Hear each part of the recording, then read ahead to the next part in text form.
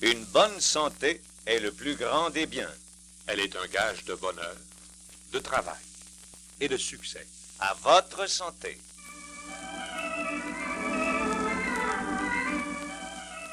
Le ministère fédéral de la Santé et du Bien-être social vous renseigne sur l'importance de la santé.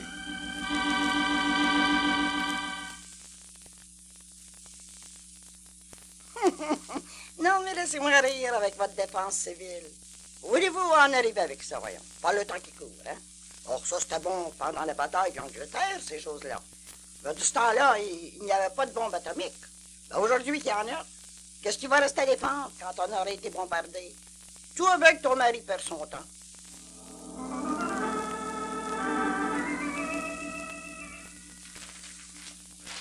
On annonce un exercice de défense civile ce soir au manège sur la façon de sauver les sinistrés. Bon, encore. Qu'est-ce qu'ils vont sauver cette fois-là? Ben, pour le moment, pas grand monde. Mais si on était bombardé, ça pourrait être différent. Bombardé? Bombardé? Ben, vous êtes bien, vous? Ben, je vous dis pas que ça me ferait plaisir, hein, tante Laura. Mais il faut tout de même envisager la réalité. Notre ville peut devenir une cible de l'ennemi. C'est un fait, ça. Ouais, ben pourquoi notre ville? C'est un centre militaire? Vous avez déjà vu des armées dans notre ville? Votre manège là-bas, là, prenez-vous ça pour une citadelle? Pauvre tante Laura. Vous n'êtes plus beaucoup à date avec vos citadelles. Comment? Plus à date? Ben, qu'est-ce que vous voulez dire, là, vous? Je veux dire qu'aujourd'hui, les points stratégiques que vise l'ennemi, c'est aussi souvent, et même bien plus souvent, l'industrie que les concentrations de troupes. Vous pensez pas que les fonderies, là, proche de la rivière, ça vaut bien des citadelles pour un ennemi éventuel? Oh, peut-être. Mais qu'est-ce que ça a à voir, quand même, hein? Ben, ça a à voir que si nous avions une guerre, ces ouvriers-là seraient, dans leur genre, des soldats au front. Tout comme ceux qui seraient en uniforme devant l'ennemi. Ben alors, c'est l'affaire des compagnies de protéger leurs usines. Pas la mienne, ni celle de mon beau-père. De votre beau-père, oui. C'est pas notre affaire, à condition que les bombes tombent à la bonne place. Et à condition qu'il reste encore une ville autour de l'usine quand ils auront fini de bombarder. Comment vous? Vous voulez dire que la maison pourrait être bombardée? Bien. Ah, ben, en tout cas, moi, j'ai pas confiance dans cette histoire-là. Ah! Et puis, allons toujours voir quel genre de héros fait mon beau-frère comme organisateur de la défense civile.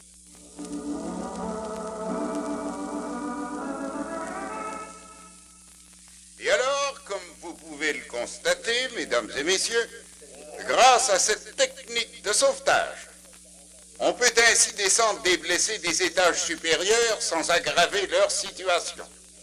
Et maintenant, si vous regardez à votre gauche, vous voyez une équipe de secours qui a rescapé un blessé dans les débris de sa cave. Comme vous... C'est quand même du beau travail. Ah, pour dire que j'aimerais ça me promener comme ça, non. Et cela termine, mesdames et messieurs, notre démonstration des techniques de secours. Et si vous le permettez, je me fais un plaisir de vous inviter la semaine prochaine à une nouvelle séance qui aura lieu ici même, par notre équipe contre les incendies. Tous seront les bienvenus.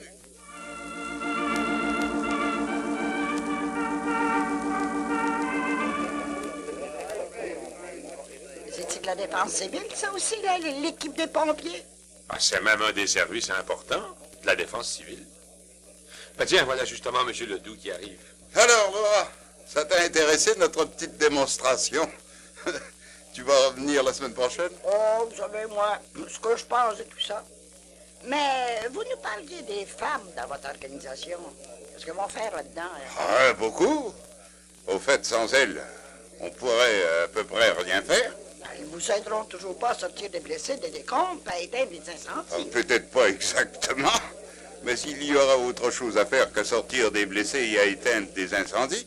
Tiens, ainsi par exemple, un grand nombre de gardes civils seront des femmes. Et il y a même plus que des hommes dans ce genre d'emploi. Comment ça? Ben, c'est tel que je te dis. Nos meilleures personnes sont précisément des femmes, parce qu'après tout, tu sais, s'il y a une guerre, les hommes seront à l'armée, dans l'industrie, dans la réserve. Alors, il nous faudra des femmes pour aider. Ouais. Alors, peut-être que je pourrais m'engager, moi aussi. Nous avons besoin de femmes au poste de premier secours, à l'alimentation d'urgence, aux abris d'urgence, à 12, enfin 15 places différentes, même pour conduire des ambulances et des cantines. Partout dans la défense civile, nous aurons besoin de femmes. Ah, oui, tout ça, c'est bien beau, tu vois, soldats civils. Mais enfin, il faudrait qu'il y ait de la guerre pour que c'est une raison d'être. Et puis moi, ça me dit que le monde en a assez de la guerre. Que l'on n'est pas fou au point de recommencer ça encore une fois. Ben, j'espère bien que vous avez raison, tante Laura. Mais comme c'est ni vous ni moi qui allons en décider, mais les ennemis du pays, eh ben alors c'est mieux d'être prêt que d'être surpris sans préparation. Oui, mais enfin, vous y croyez, la guerre chez nous? Ben, je sais pas. J'espère bien que non. Mais je ne sais pas. Faites certain, c'est qu'il faut être prêt, en tout cas, et que ça demande bien de l'organisation. Et que nous ne devons pas nous réveiller un beau matin avec l'ennemi à nos portes sans être prêts à le repousser. Ah oui, mais ça, c'est à condition que l'ennemi soit assez gentil pour nous déclarer la guerre avant de nous tirer des bombes. C'est toujours pas une raison pour pas être prêt. Ah, non. Bien au contraire. Et puis, vous croyez qu'une organisation comme la défense civile pourra faire beaucoup en cas de bombardement? À Rimouski, à Cabano, quand ça a brûlé, là, il n'y avait pas de défense civile. Puis tout le monde a fait du beau travail quand même. Ah, je conviens que les gens ont été magnifiques dans des occasions comme celle-là. Ainsi d'ailleurs qu'au moment des inondations à Winnipeg. Mais peut-être que s'ils avaient été mieux organisés à l'avance, ils auraient pu faire encore mieux et disposer de moyens supérieurs. Oh, ben, je vois pas, moi, ce qu'ils auraient pu faire de mieux. Bien, si au lieu d'improviser, ils avaient eu un plan de travail tracé à l'avance, ils auraient peut-être quand même pu limiter les dégâts avant qu'ils ne prennent figure de catastrophe. Vous pensez pas, tante Laura?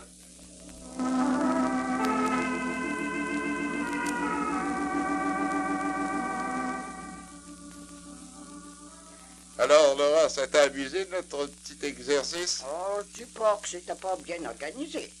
Seulement... Seulement quoi? Ah, mais je me demande si c'est pas du temps et des efforts faits du pour rien. Ça, que de s'organiser comme ça au cas il y aura une guerre, ou bien l'invasion, ou bien des bombardements qui n'arriveront probablement jamais. En somme, tu considères que c'est dépenser bien du temps et de l'énergie pour une guerre qui n'aura probablement pas lieu? Bah oui, quelque chose dans ce genre-là, oui. Ah, je suis parfaitement d'accord avec toi, d'ailleurs. Quoi? Ah oui, c'est comme je te le dis. Je pense comme toi. Alors, pourquoi tout cet état-mort inutile? Pourquoi recruter des volontaires et puis tout le reste? Ben, on ne force pas la note.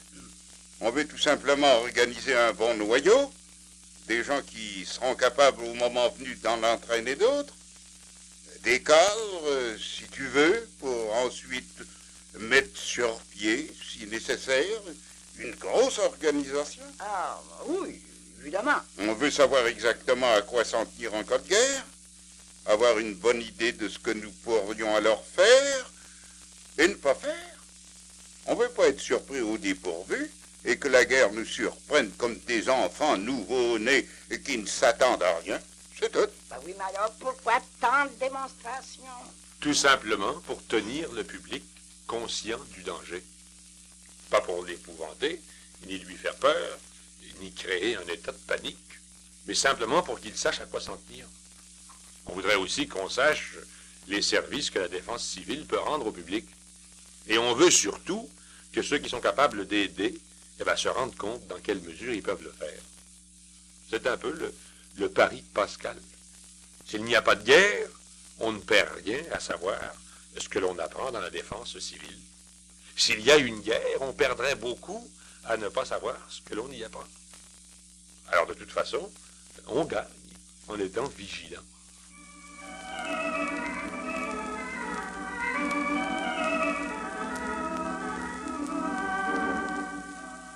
Ce programme vous a été présenté par le ministère fédéral de la Santé et du Bien-être social. Pour plus de renseignements, adressez-vous à votre unité sanitaire de comté ou à votre service municipal de santé.